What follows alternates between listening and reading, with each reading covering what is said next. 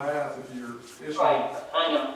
your odds are better. You know, this decal thing has been real educational for me.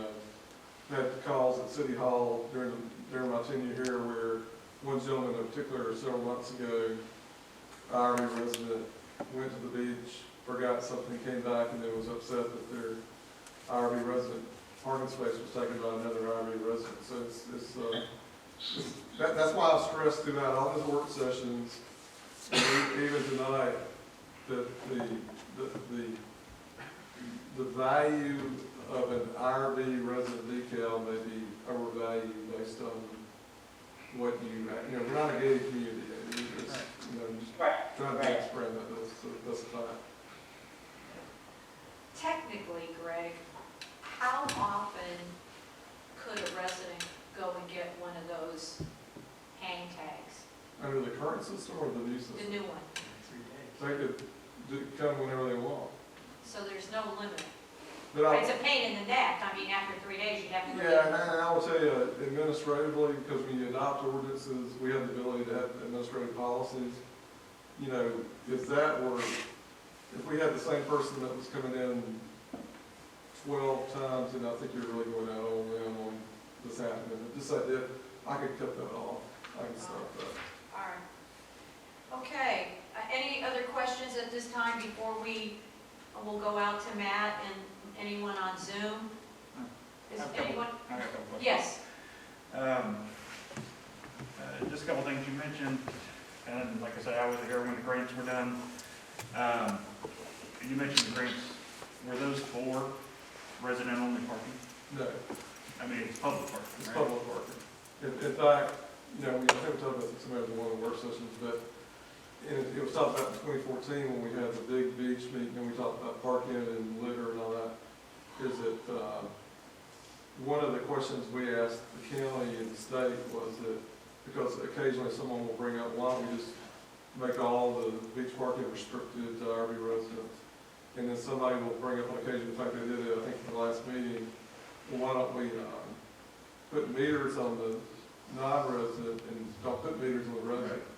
They're not gonna let us do that, because that parking is for everyone, and we really kind of squeezed out in 2014. In most beach accesses, we added a couple more spaces. I think we have about 4 now, on each one on most of them. And we really were just kind of crossing our fingers that went well, but Yeah, I was just, and I mean, I know you're worried about the rentals, and I completely understand where you're coming from there. I mean, is there any way you could, instead of just, like you say, issuing 10, you could just put a 2 per household? well, I'm glad You shouldn't need more than 2 cars to be able to get to, even if you're a resident. I'm glad you brought that up, because in anticipation of the discussion of who do you issue these to, I can tell you, unlike pickleball hours, if you took the time to look at cities that have beach decals and they issue to residents, they're probably 80% of those cities on beaches, Gulf of Mexico, other ocean, they have limits, and you're exactly right. That would be my point, is if you wanted to issue them to property owner, to every property owner, then that's what I'd ask you to consider to do, because just because you have, and most people don't, there are some families that have 3 or 4 cars, that doesn't mean you need an IRB decal on every car to be able to go to the beach. We're talking about beach access parking. Yeah. We're not talking about, Yeah, so if you went that, I'm glad you go into what you're going into. If you, as a commission, vote to allow these to be issued to all property owners, I would ask consideration that you limit it per address to 2 decals. That would help greatly, that we're still gonna have, it's still gonna be abused by the short-term rental people. just real quick, this is kind of off topic, because, but under, just was looking for clarification under section 62-36, parking of house trailers. I'm not sure why this is in here. That's not new, but that was in the existing ordinance, that's not something new that we're adding, but we look at the what section? 6236 on page 5 and 7. being dealt with.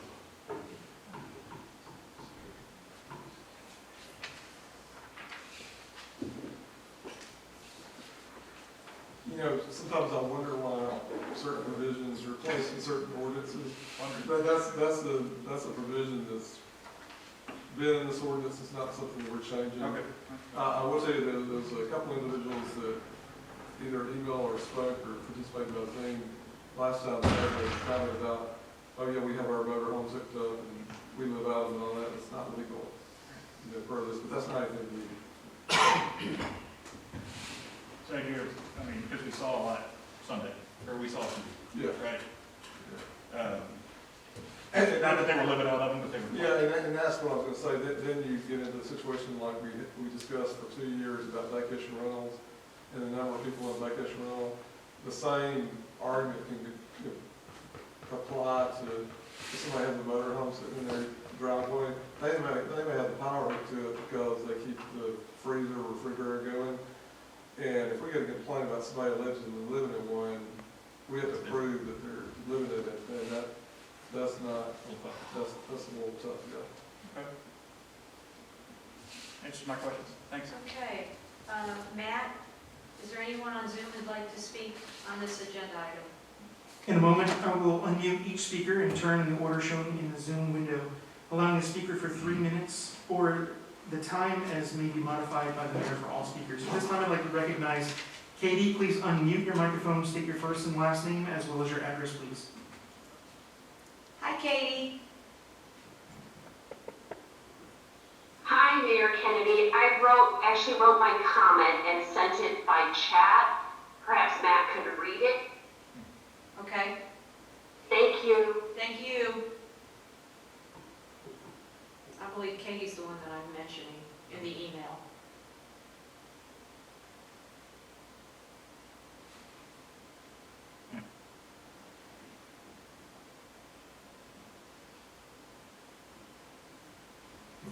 Katie, I apologize. I am not seeing your comment here. Would you mind reading it aloud for me, please? Of course I will. Mayor Kennedy and IRB commissioners, I'm writing to you. I was writing to you and asking you once again to reconsider the ban. I'm sorry to keep pestering, but some of us do need this overflow parking at night, and it's not always easy to do in advance. We made it mostly temporarily. Most of us do not abuse it. 3 days is very difficult though during COVID. My daughter is an IRB resident. She's a college student at UF. She has had to leave UF 3 times almost immediately since March 2020 due to different COVID mandates. My neighbor is a guardian of a special needs woman who was living with him during the pandemic. He drives her to cancer treatment in her handicapped van, which he has to park in his spot and then put his car. He's also a longtime resident. We occasionally need this last minute parking. It's not always feasible. It's not even safe for some of these people to come into City Hall during office hours to apply for only a 3-night pass. We definitely try to borrow parking from neighbors, but it can't always be worked out. I'm sure there are others in similar situations during COVID that have situations. We are a good community, a wonderful community. These parkers, most of these parkers are our neighbors and friends. They have residents in DeKalb. I've looked around, I've looked at this. We have very few that really park at night, at least in the top northernmost 7 beach accesses. And I feel like we could work better on a better solution than completely banning the only overflow parking we may need and need at the last minute. So anyways, I wanted to give you my circumstance so that you could understand that, let you know what we've done during the day, at night, to juggle around our parking, and we just appreciate considering our concerns and considering this work. Thank you. Thank you. Is there anyone else on Zoom? No, Madam Mayor. Before we go, Greg, is there, I'm just, there are special circumstances. There are special circumstances, and that's why there's a provision in the proposed ordinance where somebody can get a hang tag. And if it's something after hours, that would be like any situation that any of us would have. You know, if I'm gonna pick on Ed Hoofnagel for a second. Ed lives on the Fifth Avenue beach access. Pedestrian only, but he has the right to get in his driveway. He and Julie have two primary vehicles, they squeeze those cars up. If Ed has guests there and has vehicles, Ed has to find a way to accommodate it. It's not the city's position to accommodate people's special circumstances, that's not. And also in the same email, there was a discussion about, well, just don't have any rules, and then the city can talk with people about not parking. I don't know if y'all have ever tried to enforce a city code or not. I have for about 40 years. I would say it flat out that, you know, if there's not a rule that says you can't park, whatever hours you want to park there, most will look at you and tell you, I can legally park there. Typically, if they have a decal, they'll tell you, I have a decal, I'm going to park there if I want to. So, I get what the concern is, but those are special circumstances, and just like Ed may have an issue at his house with extra vehicles, I don't think it's the city's obligation to resolve that kind of issue. Because, you know, you can allow for there just to be no rules and just let people park, but it's kind of defeat the purpose. We hear complaints about it all the time, about what happened to all the parking. Well, when all the Canadians are here, we're wide open tourism, hopefully we'll get back to that sometime soon. You know, beach access parking is a critical thing for residents and other taxpayers, and I think Randy's probably something. Actually, just a procedural matter, we're at 9:29 PM by my clock. Your rules of procedure dictate that we need a motion to continue beyond 9:30. Is there a motion? So moved. Is there a second? Second. All in favor? Thank Thank you. Thank you. Apology for the procedural interruption. No, you're fine. With that, is there any other questions? I'd like to go out to the auditorium and see if there's anyone who'd like to speak at this time. Here, welcome to public discussion, Nancy. Thank you. Nancy Obarski, 708 Beach Trail, where I have a horrible parking situation for those of you who have seen my house. So let me give you a scenario. The unit, you know, I'm in a duplex, I'm in Unit B. Unit A is two cancer surgeons from Sloan Kettering Cancer Center in New York. They live in Manhattan. They pay $22,500 in property taxes every year, and you're not going to give them a parking permit. I mean, that's the bottom line here. And I don't know about Greg's situation with the rentals. I mean, that's a whole nother conundrum that I don't know how you solve that. I mean, I understand what your problem is, but fact is, we're taking a lot of our part-time residents that we welcome with open arms and really just kicking them to the curb and saying, no, you can't have a parking permit. The other thing I hear you saying is this is to accommodate public parking. So we built all these beach accesses and we did all this stuff.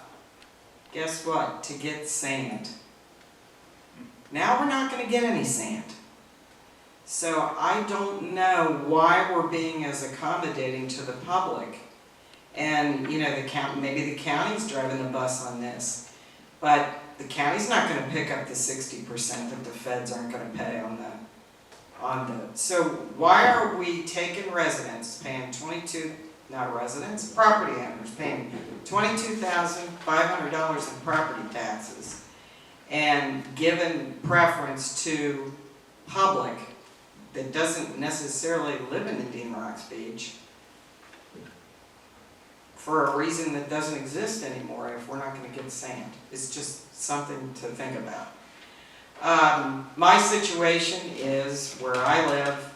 There are times when I have workmen there that I move my cars, both of them sometimes, down to the beach access.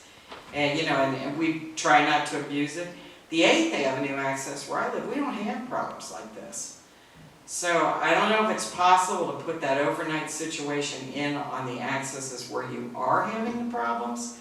I mean, when you go down to downtown St. Pete, you got a couple of 2-hour free spots next to, metered spots. So I don't think that there would be anything wrong with having, as long as the signage is good, to having the accesses at the north end of town, which is where it seems to be a problem, restricted overnight. But, you go on that 8th Avenue access, I've never seen a problem down there. And sometimes it's tough. I mean, I'll move my cars down there, and if I, for some reason, can't go down and get it, I'll go back and get it in the morning, but obviously I'm not gonna be able to do that, so, thank you.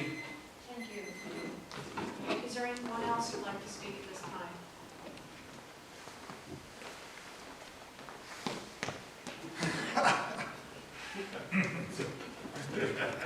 I used to be in a band.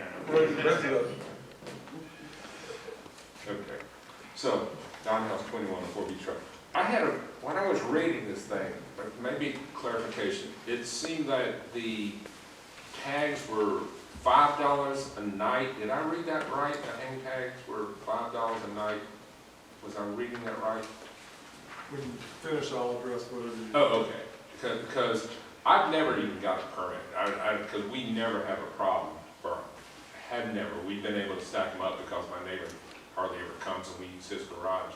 But if we do have a problem and we do need a place, if my son comes down for a week, which they've been doing now, and if we do need to be there, the hang tag, is it specific? Let's say I got a hang tag for my house. Is it specific just for a particular vehicle or for any vehicle that I might have to hang and use at that particular time?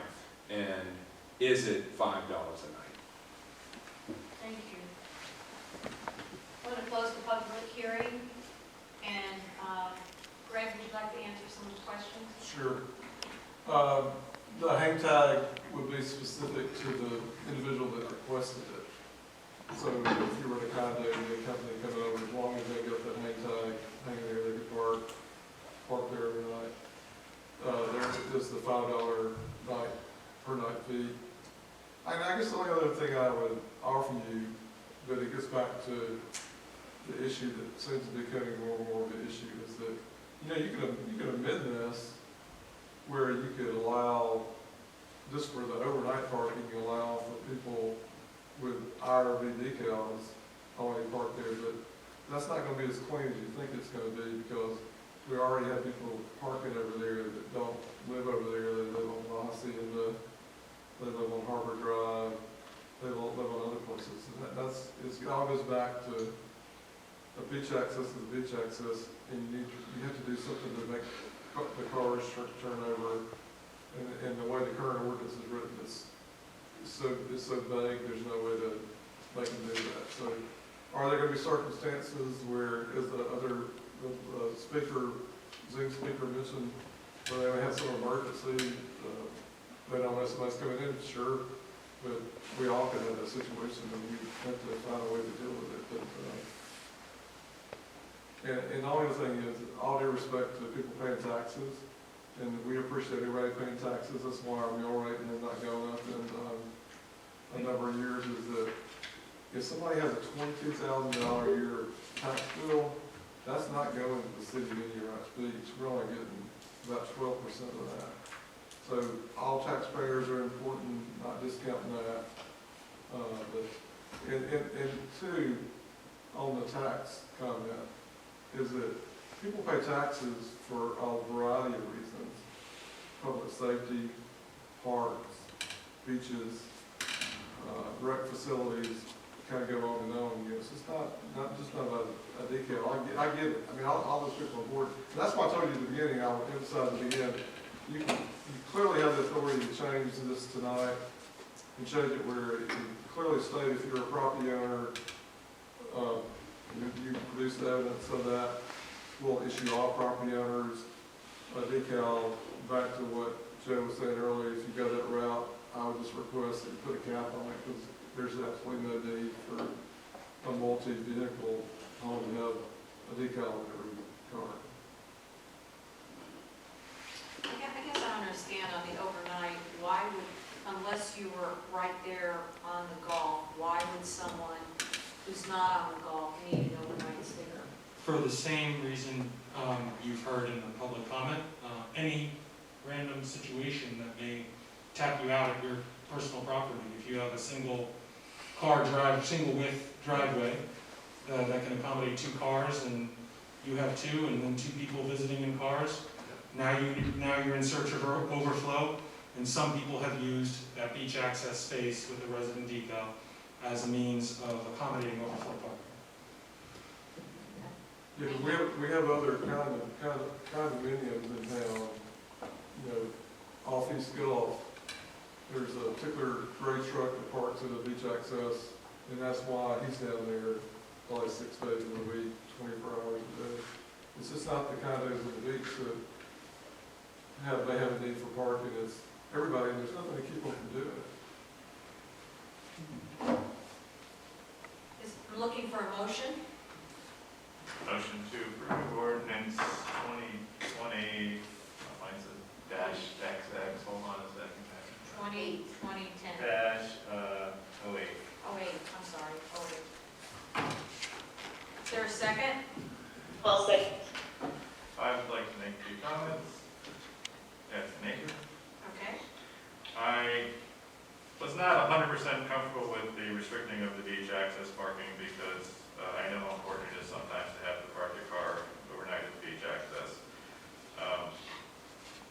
But I think that the larger issue here is if you're having to find a parking spot, we've basically abandoned controlling parking. I don't mean that in a negative way, that came out negative. We made a decision as a commission last meeting to deny an ordinance which would have greatly reduced parking east of Gulf Boulevard, so that opens up a plethora of spots that one can go and find and use now, because we decided to not require there to be a parking sticker to park east of Gulf Boulevard. So I think that alleviates some of the problem here. I understand the sensitivity to taxpayers and property owners, but this is a resident parking pass. It's clearly designed for residents. Does that mean that someone who owns property won't get a park permit for their, a couple times a year? Yes, they're not a resident, they get a resident pass. I don't think that's insulting, it's just recognizing that this is designed to address the quality of life of the residents, not the property owners. So I support this, even though, originally I had some issues with it. Diane? You seconded, do you have any comments? I just think the comment is, years ago we structured these decals and the hang tags for the benefit of residents, and we defined the parameters, but through the years it became apparent that the rules weren't actually followed, and it got overused and overabused. So I think our city needs help with some structure. And, if we want to have a chance for proper enforcement, something they can handle and our police department can handle, I think this ordinance is necessary. Commissioner McCall, do you have any comments before we take the roll? Yeah, just briefly, I have to say I don't necessarily agree with the resident component of this. Second homeowners are a vital part of our community, a vital part of our economy. I know we're dealing with the proliferation of vacation rentals, which is a whole thing we have to deal with. It's not going away. If I owned a second home here and I paid $1 million, I would surely feel that I had the right as a property owner to access the beach that I've just spent my money on. I would feel that we are a very accommodating city. We're a very friendly city. Our Canadian friends and our northern friends that may not have cars here, but obviously come here, 4 to 6 months out of the year, we should be a little more accommodating. That's just my opinion. Phil? I wanted to make another comment. Can I make a comment? Yes, Mayor? ma'am, you can. I just want to say that I know some people that are not full-time residents, but they, without the parking ordinance being passed for the city streets, they park their overflow in their cars on the public streets, all of our public streets that have parking available. So it's not like it's prohibited in the city, just on the few spots that are on public beach accesses. That's all the decal is really for, nothing else. And just in my comment, those are, as Greg said, it's almost there's a black market for those. Those are premium spaces to unload your family's wares to go to the beach. So I do agree. We did open up other spaces in the city to park for everyone. So in that particular case, these are premium spaces for the city to access the beach, for all, in my opinion. Vice Mayor? Another tough one. I agree with what Ed said, and certainly understand Joe's position as well. But the biggest thing, as I see this thing, is the abuse of extra parking that people have. There are folks that say, I got an extra car, just leave it at the beach. It's not 4,000 people living in Rocks Beach's responsibility to accommodate this other person who needs an extra parking spot. And that's just how I feel about it. I am sensitive especially to the lady that spoke, Katie, about the daughter and the issues of medical attention. Probably, that's why we have 2 readings on this thing. We'll get a chance to maybe hear some additional input and be able to distill this down to something that's very workable. Deanne, would you call the roll?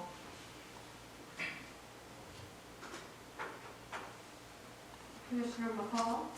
No.